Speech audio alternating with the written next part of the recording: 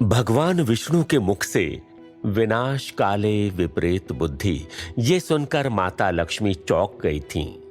उन्होंने भगवान विष्णु को पूछा, स्वामी, आपने ऐसा क्यों कहा और किस संदर्भ में कहा? आपकी बातें आज मेरी समझ के परे हैं। एक तरफ आप आपके और मेरे विरह के बारे में बोल रहे थे और अब यह वाक्य, आपका इशारा किस तरफ है भगवान? भगवान विष्णु ने बड़े ही गंभीर स्वर में कहा, मुझे भविष्य का दर्शन हो रहा है देवी। वर्तमान में जो हो रहा है वो भविष्य में होने वाले एक महाघटनाक्रम की पूर्व भूमिका बन रहा है। भगवान विष्णु की ये बातें देवी लक्ष्मी को फिर से समझ नहीं आई। उन्होंने फिर से पूछा, वर्तमान में ऐसा क्या हो रहा है स्वामी, और भविष्य में आप किस घटनाक्रम की बातें कर रहे हैं? भगवान विष्णु ने देवी लक्ष्मी की तरफ देखकर कहा, भविष्य में जो होने वाला है देवी, इस समय तो सिर्फ इतना ही जानना पर्याप्त होगा कि भविष्य में जो महाघटनाक्रम घटित होने वाला है उसमें हम सबको अपनी अपनी भूमिकाएं निभानी होंगी। हम सबको अपनी अपनी क्षमता अनुसार योगदान भी देना होगा, किंतु उसमें सबसे बड़ा योगदान आपका होगा देवी।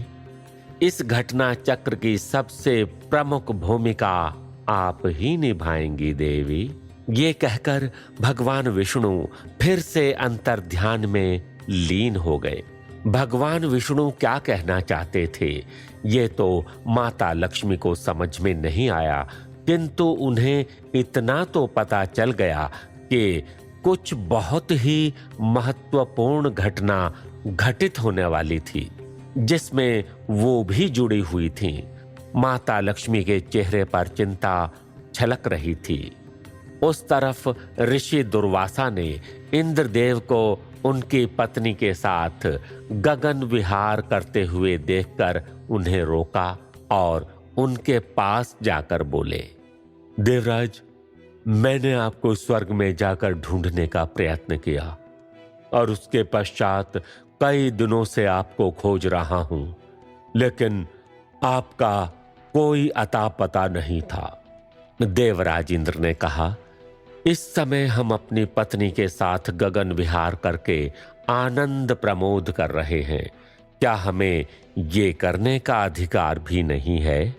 ये सुनकर ऋषि दुर्वासा बोले, अवश्य कीजिए देवराज।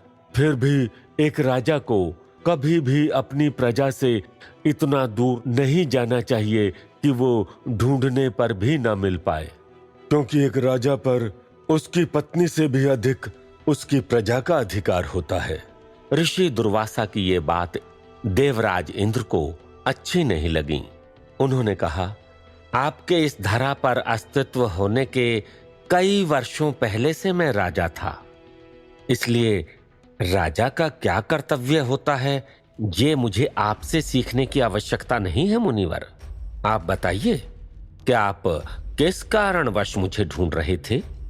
देवराज इंद्र की इन अहंकार भरी बातों से ऋषि दुर्वासा को क्रोध तो आया, लेकिन उन्होंने अपने क्रोध पर नियंत्रण रखते हुए अपने हाथ में ली हुई श्री मालिका नाम की माला को देवराज इंद्र के सामने धरते हुए कहा, ये माला देवराज, मैंने कई 100 वर्षों के अनुष्ठान के पश्चात इन दिव्य मालाओं को तैयार किया है, अतः आप इसे स्वीकार करें। तभी देवी शची ने ऐरावत के ऊपर से अपना हाथ बढ़ाया और ऋषि दुर्वासा के हाथ से वो माला लेकर देवराज इंद्र के गले में डाल दी। देवराज इंद्र स्वर्ग के राजा थे। वो सिर्फ स्वर्ग के बगीचे में उगे हुए दिव्य पुष्पों से बनी हुई मालाएं ही धारण करते थे, जबकि ऋषि दुर्वासा की वो माला पृथ्वी पर उगे पुष्पों से बनी हुई थी। स्वर्ग के बगीचे में उगे हुए फूल पृथ्वी के फूलों से कहीं अधिक कोमल होते हैं। इसी कारण पृथ्वी के फूलों से बनी हुई वो माला देवराज इंद्र को चुभने लगी। ऋषि दुर्वासा से देवराज इंद्र पहले ही क्षुब्ध थे और इस माला के चुभने के कारण देवराज इंद्र का संयम टूट गया और उन्होंने अपने गले से वो माला निकालकर ऐरावत के सर पर डाल दी। ऐरावत ने भी वो माला अपने सूंड से उठाकर नीचे फेंक दी। वो माला आकाश से नीचे पृथ्वी पर जा गिरी। ये देखकर ऋषि दुर्वासा का क्रोध 7वें आसमान पर पहुंच गया और उनके सब्र का बांध टूट गया। क्रोध से लाल हो उठे ऋषि दुर्वासा ने देवराज इंद्र से कहा, किस बात का अभिमान है आपको देवराज? मेरे इतने वर्षों की साधना से निर्मित श्री मालिका नाम की माला का इस तरह तिरस्कार आपने क्यों किया? मेरे द्वारा बनाई गई इस माला को ब्रह्मा, विष्णु, महेश और सूर्य देव ने भी सहर्ष स्वीकार कर लिया, तो आपको इस माला से क्या दिक्कत हो गई? तभी अहंकारवश देवराज ने कहा, उन्होंने धारण कर लिया तो मुझे भी धारण करना होगा। हा? ऐसा कौन सा नियम है? वो त्रिदेव हैं तो मैं भी देवराज हूँ, देवताओं का राजा। स्वर्ग के बगीचों में उगे हुए दिव्य पुष्पों की माला ही धारण करता हूँ। पृथ्वी पर उगे हुए इन तुच्छ फूलों की माला से भला देवराज का कंठ कैसे शोभायमान हो सकता है? और इन फूलों से हमें चुभन का अनुभव होता है। आप अपनी माला अपने पास ही रखें मुनिवर, हमें आपकी इस माला की कोई आवश्यकता नहीं है।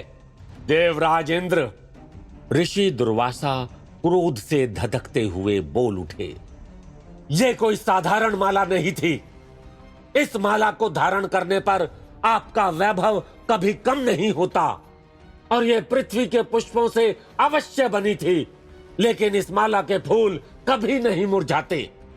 ये सुनकर देवराज इंद्र जोरों से अट्टहास करने लगे और उन्होंने कहा, वैभव कम नहीं होता।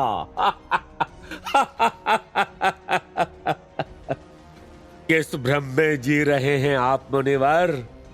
मैं स्वर्ग का अधिपति हूं। केवल इस वर्ग में नहीं, अपितु इस समस्त पृथ्वी पर भी जितनी धन संपत्ति है, मैं उसका स्वामी हूं। मेरी संपत्ति, मेरा वैभव कभी कम नहीं होने वाला है, इसलिए मुझे आपकी माला की भी कोई आवश्यकता नहीं है। देवराज इंद्र के शब्द अब ऋषि दुर्वासा की मान मर्यादा को पार कर चुके थे।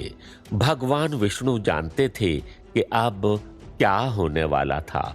उन्होंने अपनी आंखें खोलकर देवी लक्ष्मी के सामने प्रेम से देखा और देवी लक्ष्मी ने भी भगवान विष्णु की तरफ देखा। उसके मन में भी कई सारे प्रश्न उठ रहे थे। उन्होंने भगवान विष्णु से पूछा, क्या हुआ स्वामी? पता नहीं क्यों, लेकिन मेरा मन बहुत विचलित हो रहा है। भगवान विष्णु ने कहा, जो होने वाला है देवी, उसमें जगत का कल्याण निहित है। देवी लक्ष्मी के मुख पर चिंता साफ झलक रही थी। उस तरफ देवराज इंद्र के अहंकार से भरे अपमानजनक शब्द सुनकर ऋषि दुर्वासा ने अपने कमंडल से अपनी अंजुलि में जल ग्रहण किया और भयंकर क्रोध में गरजते हुए बोले, देवराज इंद्र, बहुत अभिमान है ना तुम्हें अपनी धन संपत्ति और वैभव का? बहुत अहंकार है ना तुम्हें देवताओं के राजा होने का? तो जाओ, मैं अत्रि पुत्र दुर्वासा तुम्हें श्राप देता हूं। इसी क्षण से तुम श्रीहीन हो जाओगे, वैभवहीन हो जाओगे। राजा के पापों का वहन उसकी प्रजा को भी करना पड़ता है, अतः तुम्हारे साथ साथ ये समस्त पृथ्वी भी श्रीविहीन हो जाएगी। ये कहकर ऋषि दुर्वासा वहां से अदृश्य हो गए। ऋषि दुर्वासा के शाप ने तुरंत ही अपना प्रभाव दिखाना शुरू कर दिया। समस्त पृथ्वी को श्री विहीन होने का श्राप होने के कारण सबसे पहले वैकुंठ लोक से माता लक्ष्मी अदृश्य हो गई। इंद्र का ऐरावत हाथी अदृश्य हो गया। देवराज इंद्र के साथ साथ सभी देवताओं के मुकुट, गहने और अस्त्र शस्त्र भी लोप हो गए। ये देखकर देवराज इंद्र एकदम से भयभीत हो गए और अपनी पत्नी के साथ तुरंत ही स्वर्गलोक की तरफ जाने के लिए रवाना हुए। उस तरफ से वैकुंठ लोक में देवी लक्ष्मी के लोप हो जाने पर भगवान विष्णु ने देवी लक्ष्मी के खाली आसन को देखा और मंद मंद मुस्काए। भगवान विष्णु को इस बारे में पता ही था कि कुछ समय के लिए उनका और देवी लक्ष्मी का विरह होने वाला है। इसलिए उन्होंने माता लक्ष्मी के रिक्त स्थान को देखते हुए कहा, कभी कभी किसी विशेष लाभ के लिए थोड़ा कष्ट सहन करना पड़ता है देवी। आपसे विरह का दुख जितना आपको है उससे कहीं अधिक मुझे है देवी। आप तो अपने मानस पिता के पास चली गई हैं, किंतु मैं यहाँ पर अकेला ही रह गया हूँ। मैं वचन देता हूँ देवी कि आपका और मेरा मिलन बहुत ही शीघ्र होगा और ये मिलन संपूर्ण सृष्टि के लिए कल्याणकारी होगा। उस तरफ देवराज इंद्र जैसे ही स्वर्ग पहुंचे, वहां पर उन्होंने देखा कि पूरा स्वर्गलोक वैभवहीन हो चुका था। स्वर्गलोक से अप्सराएं, धन संपत्ति, स्वर्ण, चांदी, मणि, रतन इत्यादि सभी कुछ लुप्त हो गया था।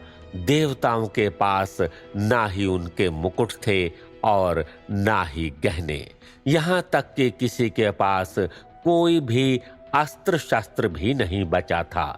पूरे देवलोक में हाहाकार मच चुका था।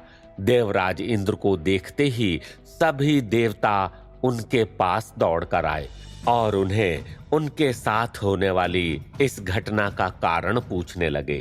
देवराज इंद्र ने किसी के भी सवालों का जवाब दिए बिना पूरे स्वर्ग का दौरा किया और ऐसा करते ही वो एकदम हैरान रह गए, क्योंकि पूरा का पूरा स्वर्गलोक ही श्रीहीन और वैभवहीन हो चुका था।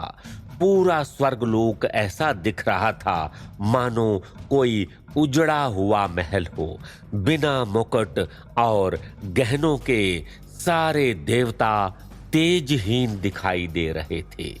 जब स्वर्गलोक पर ऋषि दुर्वासा का श्राप अपना असर दिखा रहा था, तभी पाताल लोक में प्रहलाद के पौत्र महाराज बलि का राज्याभिषेक हो रहा था। राजदंड धारण करते ही राजा बलि ने उद्घोषणा करते हुए कहा, मैं धर्मात्मा राजऋषि भक्त शिरोमणि दादा श्री महाराज प्रहलाद का पौत्र और महाबली विष्णु भक्त महाराज विरोचन का पुत्र बलि ये प्रतिज्ञा लेता हूं कि मैं न्यायपूर्वक दैत्य जाति का पालन पोषण करूंगा और दैत्य वंश की गरिमा को तीनों लोकों में फैलाऊंगा। साथ ही साथ मैं अपने पिता महाराज विरोचन की हत्या का प्रतिशोध उस कपटी इंद्र से अवश्य लूंगा। देवराज इंद्र ने अन्य देवताओं के साथ मिलकर षड्यंत्र किया है और छल पूर्वक मेरे पिता की हत्या कर दी। मेरी माता देवांबा मेरे पिता की मृत्यु सहन नहीं कर पाई और उसी दिन उन्होंने भी अपने प्राण त्याग दिए। एक ही दिन में मैंने अपने सर से माता पिता दोनों का छत्र खो दिया था। देवराज इंद्र ने मुझसे मेरे माता पिता छीन लिए, जबकि मेरे माता पिता ने उनका कुछ भी नहीं बिगाड़ा था। इसलिए मैं उस इंद्र से उसका पद भी छीन लूंगा और उसका स्वर्ग भी। ये मेरी अखंड प्रतिज्ञा है। महाराज बलि की इस प्रतिज्ञा से पूरे पाताल लोक में उनकी जय जयकार गूंजने लगी। महाराज बलि की जय, महाराज बलि की जय। क्या स्वर्गलोक के वैभव के खत्म हो जाने पर देवता निर्बल हो जाएंगे? क्या महाराज बलि देवराज इंद्र से स्वर्गलोक छीनने में सफल हो जाएंगे? देवी लक्ष्मी के लुप्त हो जाने का क्या रहस्य छुपा हुआ था? भगवान विष्णु किस महान घटनाक्रम के बारे में संकेत कर रहे थे? जानने के लिए सुनते रहिए मोक्षदायिनी कथा श्री विष्णु पुराण की, ओनली ऑन पॉकेट FM।